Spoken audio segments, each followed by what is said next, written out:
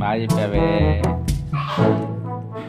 మరి ఇంకోటి చెప్పు అక్క, నేను చెప్పినే ఏంటది, ఏ రైమో? చిట్చిలకం కాదు. నిన్న అక్కాయి నువ్వు రైమ్ చెప్పుకొని డ్యాన్స్ చేస్తున్నారు కదా ఆ గదిలో, అది జానీ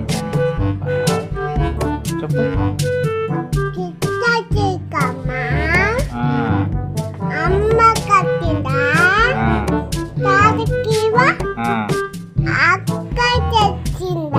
అక్క తెచ్చిందా? ఇంకా చెప్పు.